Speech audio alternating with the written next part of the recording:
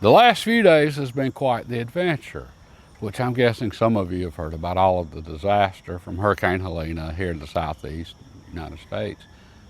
Yeah, it was pretty bad. It was an absolute disaster. The backyard is just a mess right now, just trees down everywhere, which the whole town's like this. The county, I'm guessing everything from Florida to North Carolina is pretty much like this, or at least everything in the path of the storm. Okay, so yeah, it was interesting, and I learned some very important lessons from all of this, which all of this hadn't even sunk in yet, and I'm just guessing that some of you have heard about this because I'm guessing this might have been in the news maybe. I don't know. I hadn't seen news. I just got my power back. I've been off grid. All right, so the storm came through Friday morning before daylight. Yeah, it's pretty bad. And then took power out. The whole town, county, everywhere around here is out of power just pretty much. And this is Tuesday morning right now. Okay, sometime last night we got power turned back on at the new house here. And then at my other house, power was turned on yesterday. So I'm just now reconnecting with the world, and I don't even know what's been in the news and what happened. Okay, but this has been big enough, I'm guessing it made the news. All right. With all of this, I did learn some pretty important lessons, which most of this hadn't even sunk in yet, but I did want to share the obvious things I picked up from this that I wasn't expecting real quick while I'm just thinking about it and in the moment. Okay, and I guess the biggest lesson I learned from all of this is just how much we're lacking in leadership right now. Okay, this is one of those things, we can't blame others for this. This is absolutely all of us. All right, we're not making good decisions for ourselves, and then people in positions of authority, well, they're just like the rest of us. They're not making good decisions either. Okay, and best example I can think of, Friday morning. Okay, now keep in mind, none of us really expected this to be this bad. It caught us all off guard, which, it got all of us on that, surprised us all.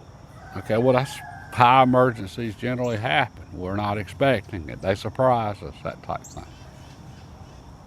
Okay, but none of the factories around here made decisions on whether or not to open or close. None of the businesses, companies, any of that stuff.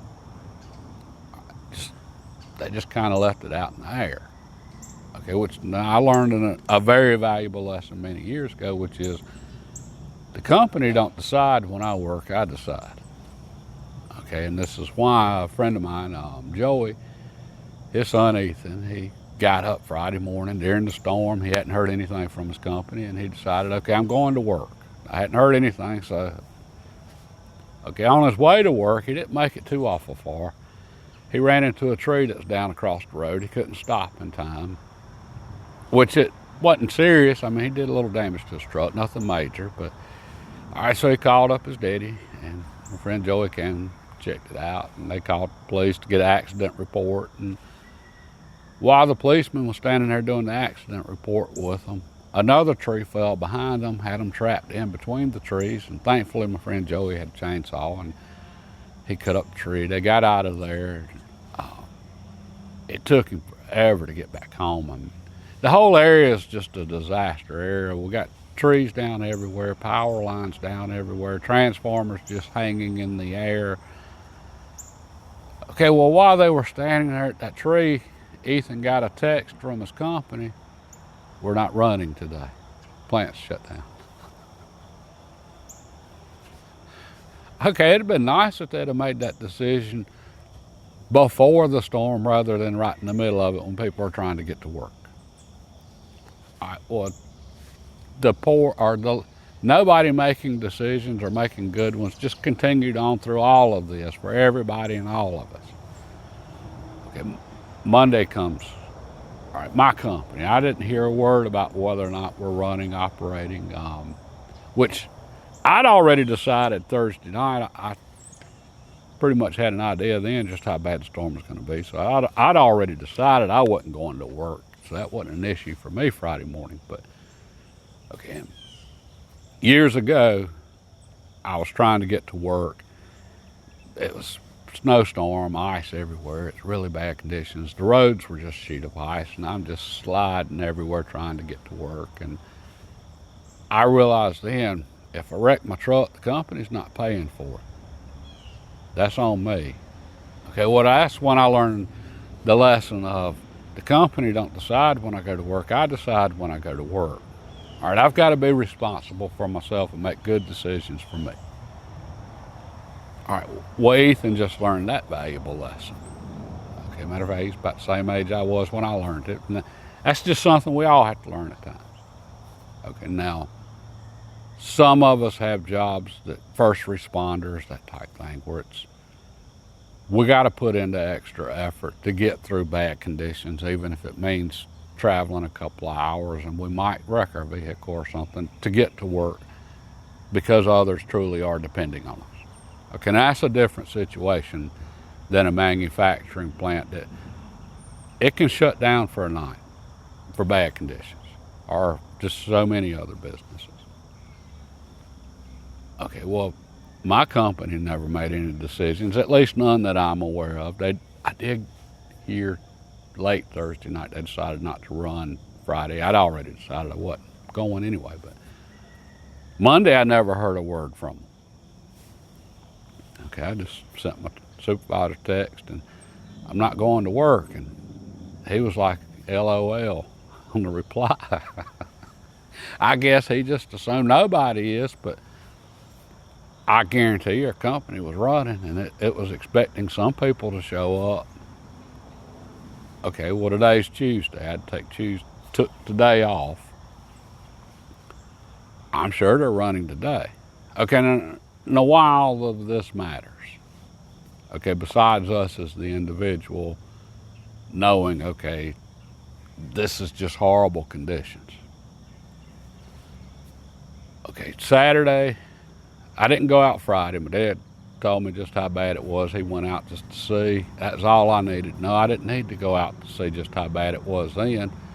All the traffic lights were out, and all of the intersections on all of the major roads were a disaster with cars, nobody knowing when or where to go. And I heard about lots of wrecks, and there's lots of shattered glass and all that at all the intersections from all of the wrecks, from all of the stupid people that can't drive anyway. Well, they were all on the road at the same time just to be out. Okay, so I did go out Saturday. I needed to come over here and take a look. I was worried about the new construction. I just came over here to check things out and took back roads. Okay, it's just a disaster. There's no way into town, no way out of town. Trees cross all of the roads, every street. There's trees and power lines hanging and transformers hanging in the air, and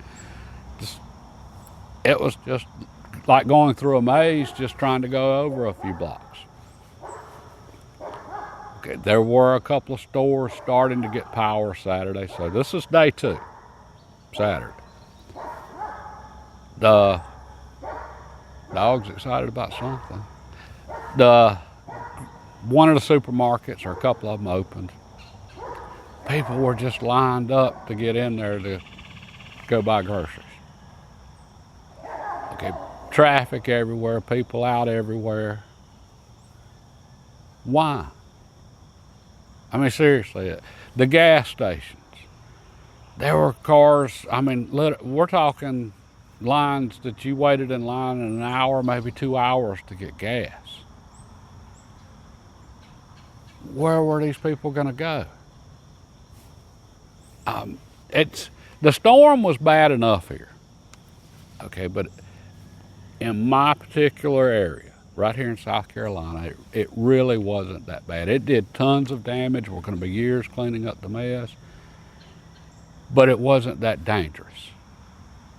Okay, what happened, we had tons of rain Thursday before the storm came through. Over 7 inches of rain Thursday. So the ground's absolutely saturated, storm comes in, winds, and we got trees just falling over everywhere. Plus, we're so far inland, we're no stranger to hurricanes or tropical storms in South Carolina. That's just all the time. But I'm far enough inland that we generally don't get the high winds here. Usually the storms have dissipated enough that it's just not that bad. And that's why this surprised us that this one was as strong as it was by the time it got here. But the ground's already saturated, so many of the trees just fell over.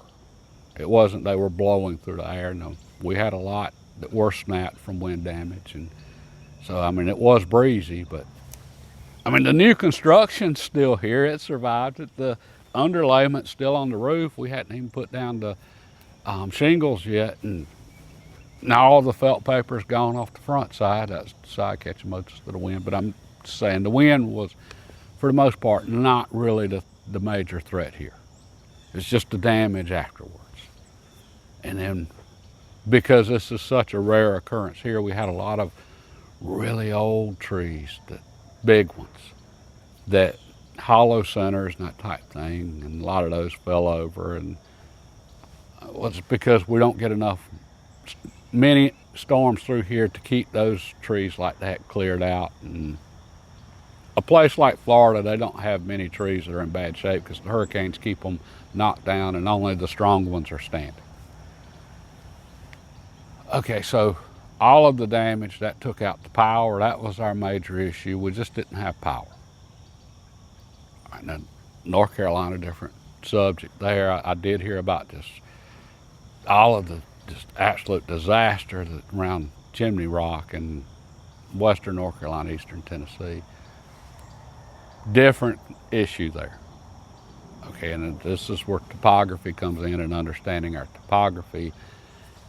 Right here, I'm in the Piedmont. All right, which means I'm in between the coastal plain and then the mountains. All right, so we've got rolling hills here, nice wide valleys. Flooding just really isn't an issue here. You wouldn't want to be in a creek bottom or a river bottom during, extremely heavy rains like Thursday, but we don't build there, it's not an issue. Okay, mountains entirely different. You can't build on the side of a mountain because they're steep and they come together in valleys, and absolutely every bit of that water gets dumped in those valleys. So when they get a just unimaginable heavy rain, they get unimaginable heavy flooding. It has nowhere to go but through those valleys, and it's dangerous. And that's just the result of topography. Okay, again, that wasn't the issue here. So most of our wounds were self-inflicted. Getting in line to wait an hour to get gas. To go where? All of the roads are closed. Why do you need gas? That's self-inflicted there. Standing in line on day 2 for however long to get into the grocery store. Why? I mean, it's just day 2. We can't make it 2 days without going to the grocery store. Okay, and this is the part that's kind of annoying, all of the traffic and so forth. That's just making it difficult for the linemen to get in here and do what they need to do. Okay, and that's the unsung heroes right there, all of the linemen and a few women. I've seen a few women on some of the crews. Hey, all of you linemen out there, we really do appreciate y'all. We seriously do. I mean, the work y'all do is just something. I mean, really is. And now I know there's a few not so bright people around here fussing and complaining. Hey, why's my neighbor got power and I don't? Y'all ain't working hard enough. Hey, don't worry about them. They appreciate you too, even if they're just too dumb to know it. The rest of us really do appreciate the work y'all been doing. And hey, the linemen, they've been working hard. But anyway, all we needed to do here was just sit back for a few days and let the linemen do their work and get the power back on. I mean, that's it. The storms hit. Okay, there's nothing we're going to do to change that after the storm. I know one guy, he was so happy. He found a generator after the storm. Then he couldn't get no gas for it. It's too late for the generator after the storm. Anyway, That's what I mean by self-inflicted. And this just goes right back to what I said about the leadership.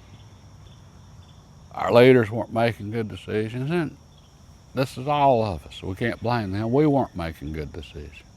We have to be leaders for ourselves first and foremost, and make good decisions for ourselves. Then we have to make good decisions for our families. If they'll listen. Yeah, Mrs. River. I told her I'm never carrying her camping again. She was about to get on my nerves. Perfect example. Okay, her company, they ran yesterday. She does payroll. She's an HR.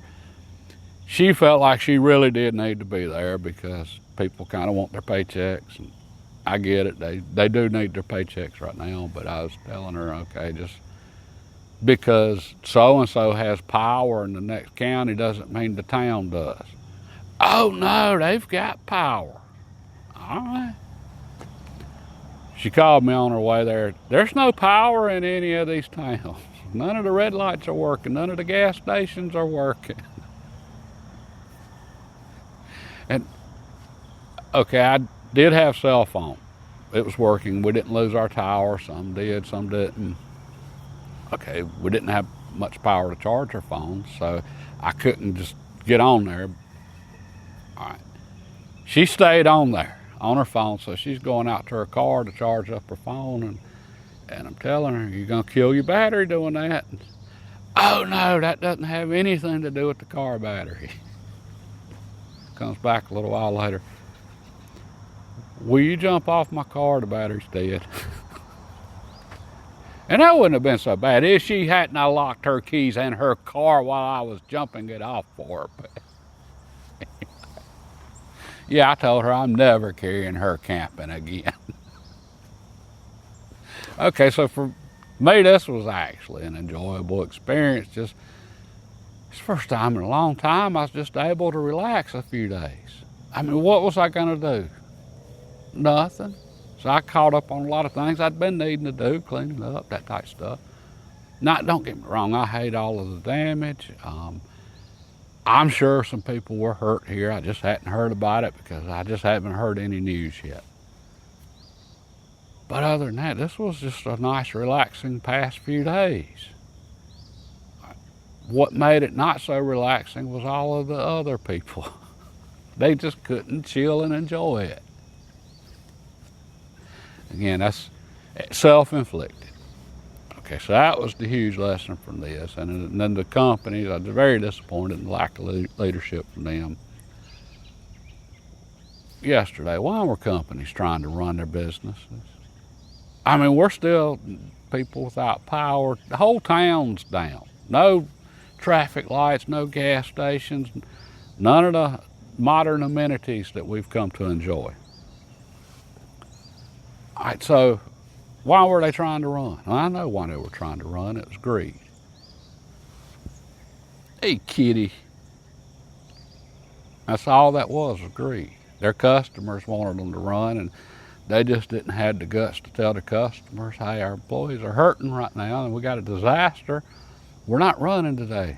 We're going to shut down and let the crews come in, the line crews, and clean the mess up first. Because if all of these people stay out of their way, they get it done so much quicker, and we'll get back to normal so much quicker. And there just wasn't nobody there we didn't have the leadership there to stand up and say, no, you're not operating today unless you're essential, unless you're running a service station and you're helping, seriously. Some people really did need gas. Okay, they had to get to wherever, the emergency room, hospital, check on a relative next county over. Okay, I get that. That wasn't most of the people out. And we just was lacking that leadership to say, hey, folks, just sit at home and enjoy the weekend and stay out of the way for a few days. We'll get back to normal just that much quicker. But anyway, so that was just my initial observations there. Okay, and then a lot of other things we'll talk about later on. Hey, I made some mistakes during all of this myself, which we're just at the point, it's too early for self-reflection. I just got to talk bad about everybody else to make myself feel better. We'll get into self-reflection later. Okay, I got to get busy here. Got work to do, and I lost my pecan trees. Okay, now I'm not whining and complaining too much about this. A lot of, I'm sure some people really were hurt and lost some loved ones, so this at the end of the day is nothing. But for me, this did hurt, losing my pecan trees. Lost all three of the big pecan trees here in the backyard, and these trees have been here a long time. These were some big ones, and it took them a long time to get to this point, and they're gone. I'm planting new ones, but the ones I plant, they're not going to be like these were within my lifetime. Okay, and it isn't just all the shade we were able to enjoy on the back porch from the trees. It was the actual pecans. And a lot of people forget pecans are, that's a valuable food source. It's free food. That's the main ingredient in fruit cake. That's why they invented fruit cake, because they had all of the pecans, and let's make something good with them. And I know a lot of you hate a fruit cake. That's just because you've never had a homemade fruit cake.